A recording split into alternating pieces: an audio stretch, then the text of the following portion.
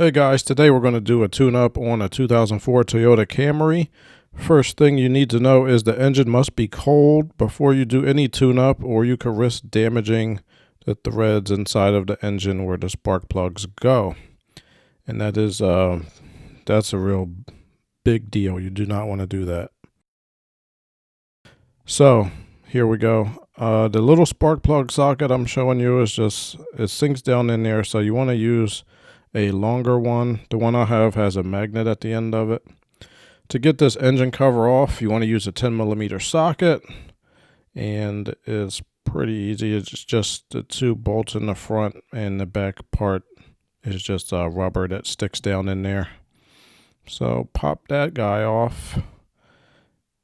This is a really easy tune-up, so it's not going to be too hard. Just a couple things that you need to watch on any tune-up, and I'm going to show you what you need to do. So I'm going to take off the electrical connectors to the coil packs. There we go. Then you want to use your 10mm socket again. They're little bolts that hold the coil packs down. Let's take those bolts out of there. Get out of here, bolts. I heard of some BMWs, they don't even have bolts. They just stick them in there. But Toyota is good enough to give you some bolts. That one's being a little difficult, but got to go easy when you're working on old cars, you know. It's a different feel you got to use for old cars as opposed to new cars. I've worked professionally on both. They're a little different. So yeah, pop those coil packs out. I like to put everything back in the same place that I got it from, so try to leave them in order there.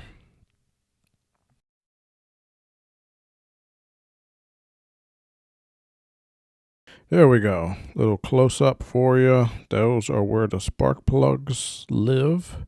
And we are going to go down into their home and get them out of there. There they are, nestled away. What I like to do for any tune-up is I will squirt some PB Blaster in there.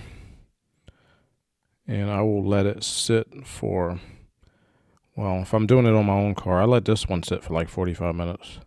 But if you're in a shop, you're working, I don't know, maybe 10-15 minutes, just to let it sink in there. And use your spark plug socket, nice 3/8 ratchet. I like to tighten it a little bit first just to make sure that everything's okay, to make sure the threads are still good, and then I'll start to loosen it. Because if you can't tighten it when you're putting everything back together, you're going to have a heart attack.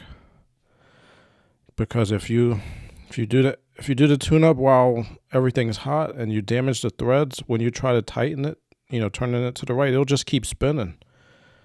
I heard there was a story of somebody named Mike who did a tune-up on his mother's 92 Toyota Camry before he became a mechanic, and actually did strip out the spark plug the spark plug hole there, and the spark plug just kept turning. But that story is fake. That's fake news. Don't believe anybody if they tell you that. So there we go. I'll get them loose a little bit, then I'll slowly bring them out with my cordless. So there's the old one. You can see the old ones is starting to wear a little bit. I could feel the car was a little bit less responsive than usual. And plus, I put the new spark plugs in. I bought the car. All right, here we go. Do not gap these. I asked the guy at the parts counter. Some spark plugs need to be gapped manually, and some do not. These do not. You want to get your spark plugs from the dealership, in my opinion. I don't think anybody else is going to make anything exactly to the spec that you need for spark plugs other than OEM. That's my opinion, and my opinion is right. So there we go.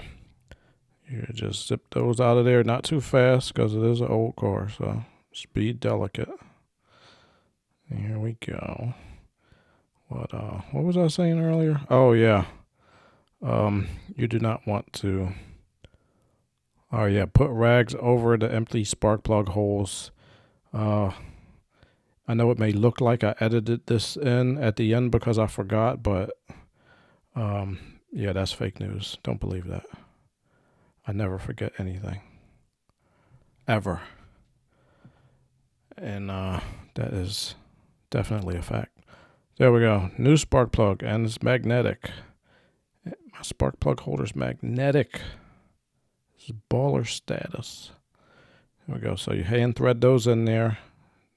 Hand thread them in there first. There we go. Nice and delicate. There we go. Got my little Harbor Freight stubby. Nice and delicate.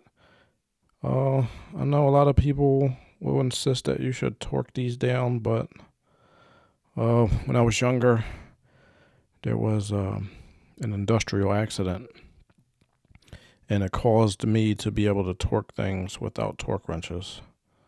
I was sitting in the aisle at Harbor Freight in the torque wrench aisle, and a bolt of lightning came in. And after that, I was able to torque things by myself. But here we go. If you've never done this before, you may want to get a torque wrench and torque it to spec. But yeah, so I'll hand torque it with my little stubby. Now look, this is how I do it anyway. I just I'll torque it until I feel it kind of pushing back a little bit. Just right about there.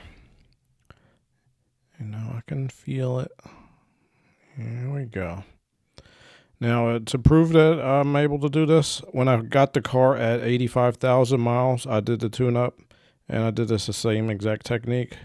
And now the car is at about 221,000 miles. So, I'm a little overdue for a tune-up, but over 100,000 miles with this technique that I just used. So there we go. Then you're going to go ahead and put the coil packs back in, and then we're going to put the connectors on and put the bolts on. Super easy tune-up.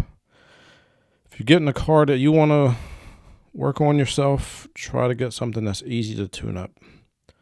Tune-up is only, on modern cars, is only replacing the spark plugs. That is it. You could do some other stuff too, but that's it. The car tunes itself. The car's run by computers. They could tell by the sensors what to tune. We'll talk about that more later. But there you go. Magic is magic. And we're done.